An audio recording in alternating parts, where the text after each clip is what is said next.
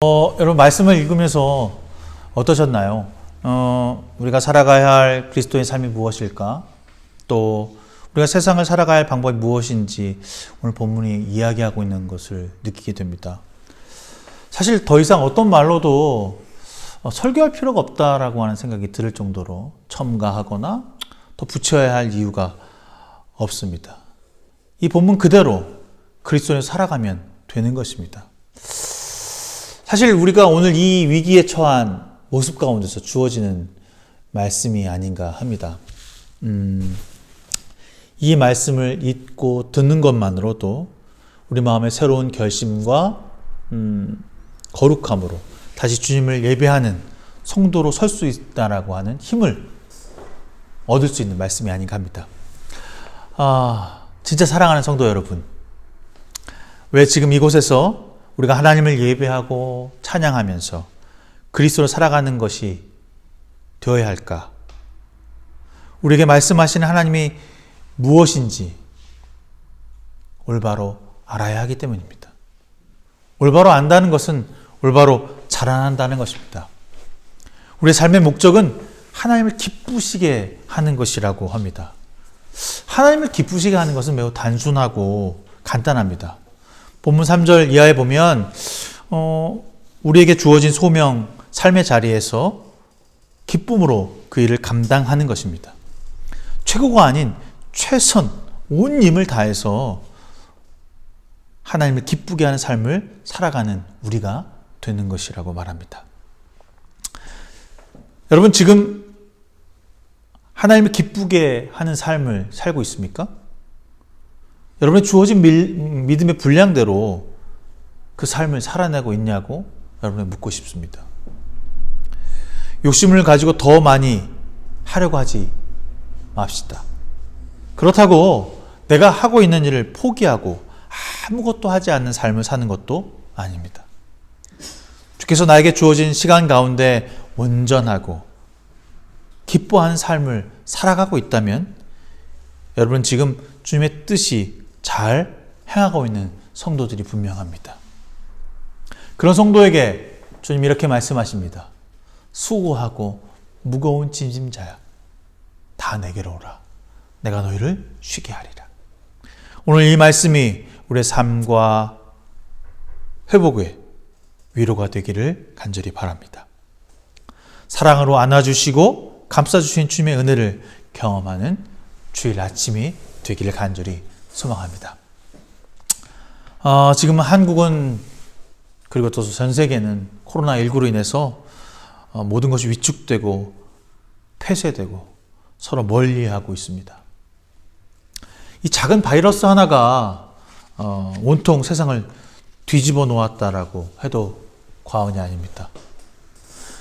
오늘 우리는 이 사건을 통해서, 이 일을 통해서 주께서 지금 우리에게 말씀하시는 것이 무엇인지 바로 알아야 합니다. 그래서 세상이 그리스도인으로서 빛과 소금의 역할을 감당할 수 있는 그런 성도가 되기를 간절히 부탁드리겠습니다. 오늘 본문에서 이 시대의 풍조를 본받지 말고 마음을 새롭게 함으로 변화를 받아서 하나님의 선하시고 기뻐하시고 완전한 뜻이 무엇인지 분별하도록 하라라고 하는 이 말씀. 여기서 이 본받지 말아야 할 풍조가 무엇일까? 저는 고민해 봤습니다.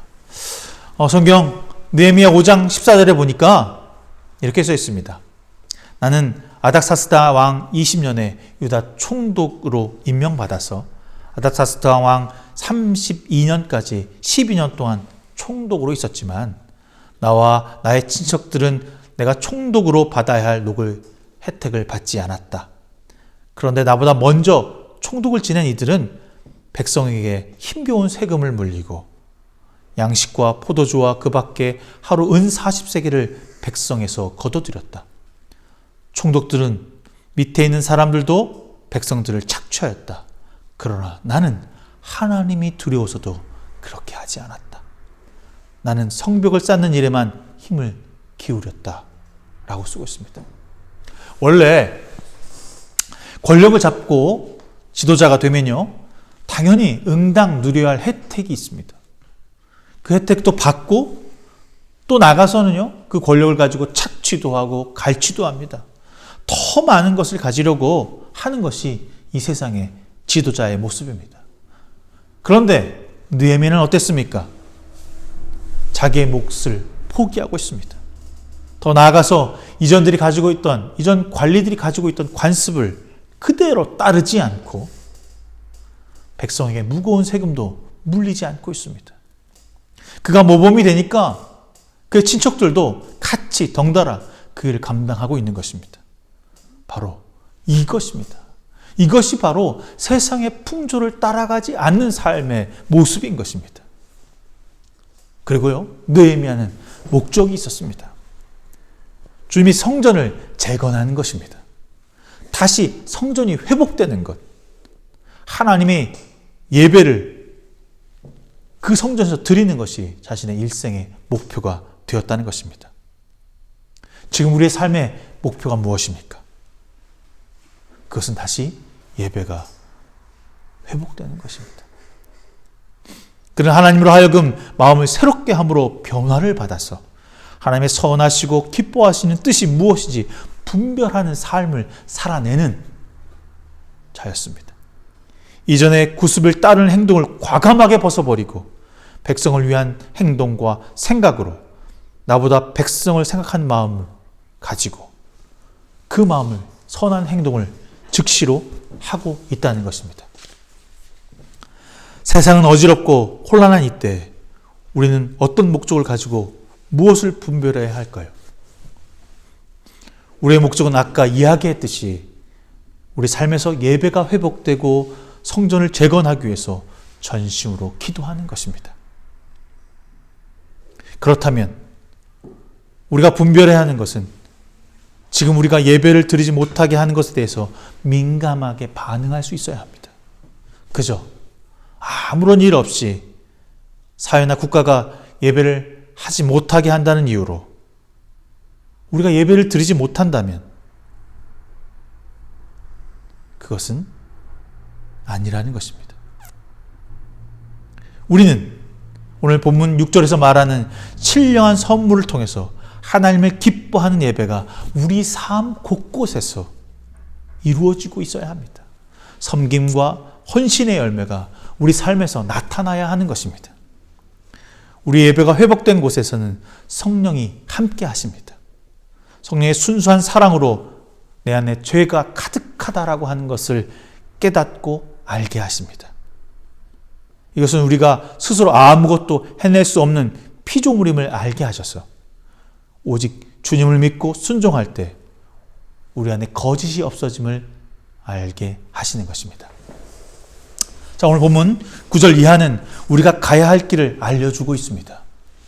성도의 삶이 무엇인지, 어떤 삶이 진짜 그리스도의 삶인지, 그리스도의 뜻을 살아가는 것이 무엇인지 이야기하고 있습니다. 이 일을, 이 본문 9절의 이하의 일을 우리는 할 수 있을까요? 나는 할 수 없습니다. 저는 분명히 못할 것이 제 스스로 알고 있습니다. 그러나 우리가 함께하는 공동체는 서로를 격려하고 서로에게 협력하며 이해하며 감싸주고 선한 공동체로서 할 수 있는 길을 열어줄 수 있을 것입니다. 그 가능성을 넘어 남음을 가진 열매가 우리 가운데 맺게 하실 것이라는 것입니다. 우리 공동체가 주님의 몸된 교회인 지체들을 어떻게 서로 사랑하고 전하며 희생하고 수고의 마음을 통해서 세상에서 만날 수는 없고 감히 바라볼 수도 없는 공동체가 될 수 있을까 고민합니다. 구약의 한 지도자를 통해서 우리가 이 가능성을 한번 이야기해 볼까 합니다. 모세인데요. 모세는 이집트에서 이스라엘 백성들을 데리고 나옵니다. 데리고 나오기만 하면 모든 것이 다 해결될 것이라고 생각했습니다.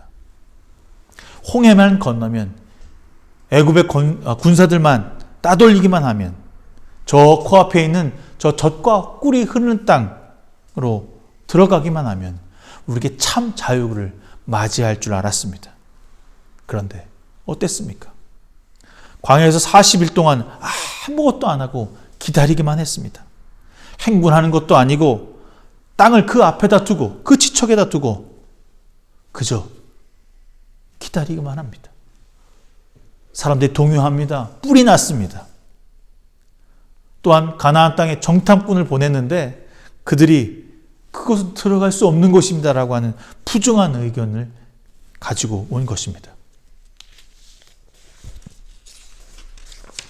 그래서 그들은 동요합니다. 이집트로 다시 돌아가자고 합니다. 이제 이것도 모자라서 모세를 돌로 치려까지 하고 있습니다. 모세가 40일 동안 하나님과 함께 이스라엘 백성을 어떻게 하나님의 백성으로 살아갈 수 있을까를 고민하며 기다리고 있을 때 하나님의 말씀을 그곳에서 받고 있는 그 순간에 이스라엘 백성들은 우상을 만들고 춤을 추고 경배하며 좋다고 하는 것을 주님이 아셨습니다. 민수기 14장 10절에 보면 이렇게 쓰고 있습니다. 온 회중이 그들을 돌로 치려고 하는데 그때 여호와의 영광이 회막에서 이스라엘 모든 자손에게 나타나셨다. 여호와께서 모세에게 이르시되 이 백성이 어느 때까지 나를 멸시하겠느냐. 내가 그들 중에 많이 이적을 행하였으나 어느 때까지 나를 믿지 않겠느냐. 내가 전염병으로 그들을 쳐서 멸하고 내가 그들보다 더 크고 강한 나라를 이루게 하리라. 와, 놀라운 제안입니다. 완전히 새롭게 리모델링을 하시겠다는 것입니다. 위기에 처한 모세에게 달콤한 제안이 아닐 수 없습니다. 말 잘 듣는 너의 자손으로 새롭게 하시겠다는 것입니다. 하나님의 말씀을 들은 모세는 그 고민도 하지 않고 즉시 대답합니다. 신명기 9장 25절부터 29절에 이야기가 있는데요. 그때 당시에 이 모세가 이 일을 회상하면서 쓴 글이기 때문에 더 자세히 말하고 있어서 이 글을 여러분들에게 읽어드리겠습니다. 그때에 주께서 당신들을 멸하시겠다고 하셨으므로 나는 주 앞에서 여전히 밤낮 40일을 엎드려 있으면서 주께 기도하며 아뢰었습니다. 주 나의 하나님, 주께서 이 백성을 강한 손으로 이집트에서 인도하여 내시고 주님의 그 크신 힘으로 속량하셨으니 주님의 소유인 이 백성을 멸하지 말아 주십시오. 주님의 종 아브라함과 이삭과 야곱을 생각하셔서라도 이 백성의 고집과 악과 죄를 보지 말아 주십시오. 그렇게 하지 아니하시면 주께서 아직 우리를 이끌어내지 않으셨을 때에 우리가 살던 그 땅의 백성이 말하기를 그들의 주가 자기 백성에게 주기로 약속한 땅으로 그들을 데리고 갈 능력이 없다 하거나 그들이 주가 자기 백성을 미워하셔서 그들을 광야에 죽이려고 이끌어내셨다 할까 두렵습니다. 이 백성은 주께서 그 크신 힘과 펴신 팔로 인도하여 내신 주의 소유요 주의 백성입니다. 모세가 하나님을 설득하고 있습니다. 하나님께 경고의 말을 하고 있다고 말해도 과언이 아닙니다. 이스라엘 민족을 이끌고 하나님을 섬기라고 부르심 받은 지도자였던 이 모세는 그의 소명을 끝까지 백성과 함께 하는 것입니다. 모세의 꿈은 자기를 통해서 큰 민족을 이루겠다라고 하는 것이 아닌 것입니다. 무엇이 그를 이토록 이렇게 하나님께 간구하는 지도자가 될 수 있었을까요? 바로 사랑입니다. 사랑은 희생하는 것입니다. 나눔입니다. 아낌없이 자신의 것을 포기하는 것입니다. 사랑은 뒷일을 돌아보지 않습니다. 자신의 몫을 챙기기 위한 일을 하는 것이 아닙니다. 대가를 바라고 있지도 않습니다. 하나님께 우리에게 맡겨진 소명을 통해 사랑을 나의 공동체와 나의 교회와 지역과 가정에게 뿌릴 수 있는 삶이 되어야 합니다. 이 일을 위해서는 거짓이 없어야 합니다. 오직 하나님의 의의 정의를 실천한 것 외에는 아무것도 없다는 것입니다. 분별하고 주님을 기쁘게 하는 삶을 살아가는 것이 바로 이것이 아닐까 합니다. 자신을 해하려고 했던 백성들을 다시 살려달라고 말하는 지도자 모세는 정말 바보가 맞습니다.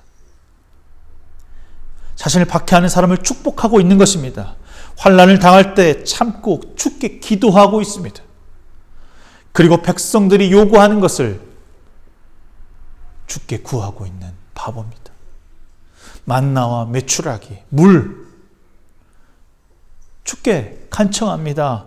호소합니다.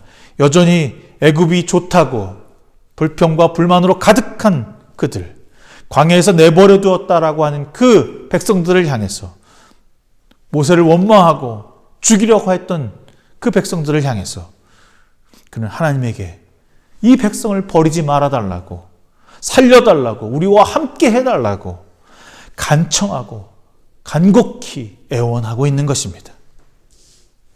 바로 우리의 모습이 9절, 오늘 본문 로마서 9절 이하의 모습으로 살아가려면 최소한 모세와 같은 마음으로 세상 앞에, 그들 앞에 엎드리며 용서를 구하고 인내하고 섬기며 희생하는,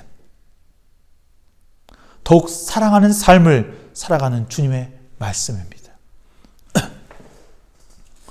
이것이 예배입니다. 이것이 바로 예배인 것입니다. 주일 하루 교회에서 드려진 예배가 중요한 것만큼 우리 삶에서 그리스도 예배가 이루어져야 하는 것입니다. 이것이 진짜 신령한 예배이며 성령이 우리 안에서 춤추시고 기쁨으로 주님의 뜻을 하나님께 전달하는 소통의 창이며 경배의 열매인 것입니다.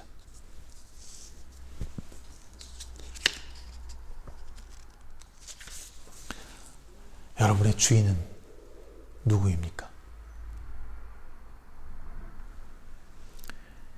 예수님에 관한 선한 일들을 듣는 것으로 감동해서 믿는 종교가 아닙니다. 우리는 예수님을 믿는 것입니다. 예수님을 믿는다는 것은 예수를 나의 주인으로 고백하는 것입니다. 예수가 그리스도의 삶으로 살아가겠다라고 하는 믿음의 의지입니다. 누가 여러분의 삶의 주인입니까? 예배는 나의 주인에게 나를 드리는 행위이며 사랑의 표현입니다.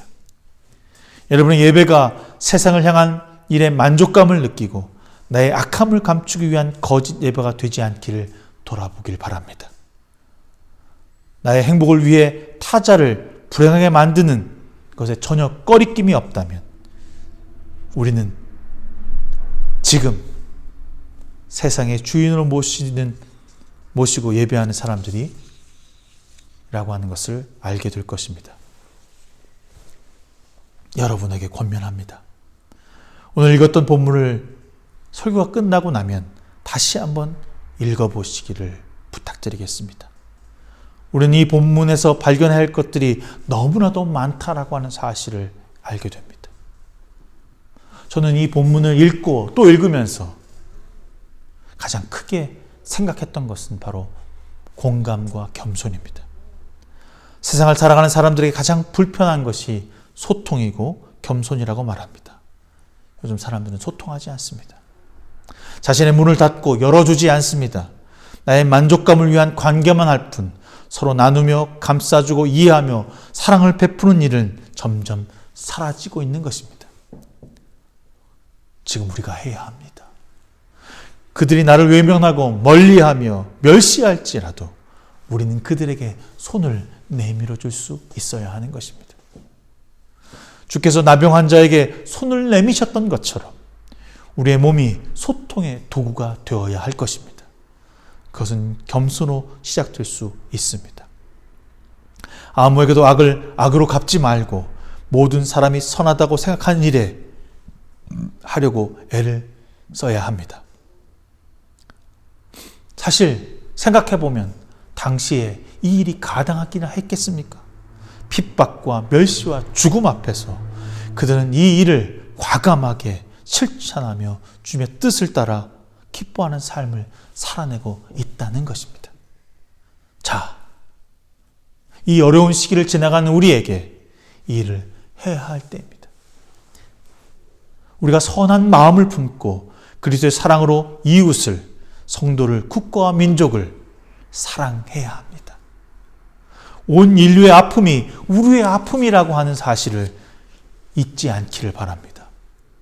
그리고 우리가 할 수 있는, 할 수 없는 것은 주께 맡깁시다. 그리고 기도합시다. 우리의 영역에 미치지 못하는 것을 걱정하는 바보가 되지 않기를 바랍니다. 우리는 우리의 자리에서 기도할 때 성령의 도우심을 구하는 겸손의 자세를 가지기를 간절히 바랍니다. 세상은 우리를 미워하고 시기하며 질투합니다. 여전히 우리를 갈라놓으려고 비판합니다. 여러분, 무서워하지 맙시다. 두려워하지 맙시다. 그 또한 주께서 우리에게 주신 고난의 길일 것입니다. 그들을 미워할 필요가 없습니다. 그들을 외면할 필요가 없습니다.